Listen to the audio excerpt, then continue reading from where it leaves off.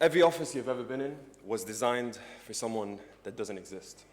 The average person, the average preference, the average worker. Someone is struggling to read under the glare, another is too hot and all they can do is open the window, and someone is shivering and they put a jumper on. For years, we were the ones that were forced to adapt to our office environments. However, around 10 years ago, researchers got tired of this and asked an obvious question, which is, what if buildings were the ones adapting to us instead? And they called this idea occupant-centric control. And it's a wonderful idea. However, 10 years on, and we still don't see it in the office that we work in. Why?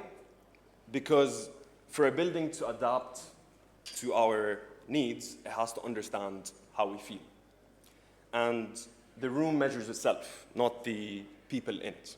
And even when it does measure the people in it and we ask how they feel, every vendor, every study, every standards body defines and collects comfort in a different way.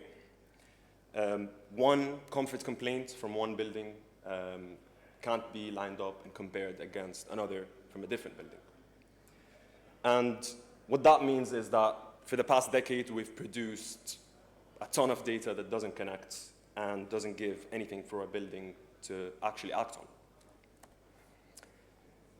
My research doesn't try to fix all of that.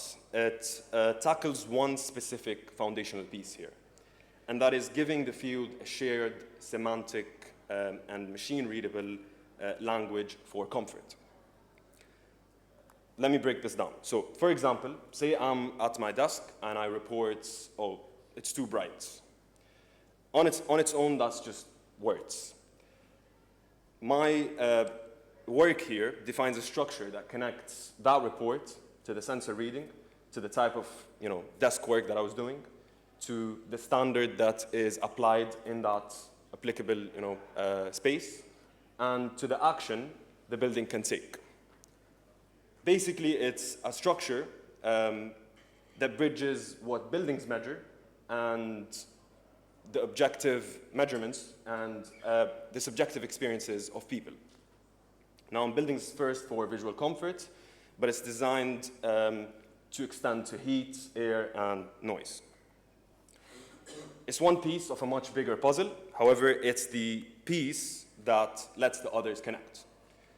Once comfort has that shared language, findings can finally travel between studies, data can flow between systems, and facility managers, manufacturers, and vendors, and standards get a common foundation to build on. Thank you. Thank you.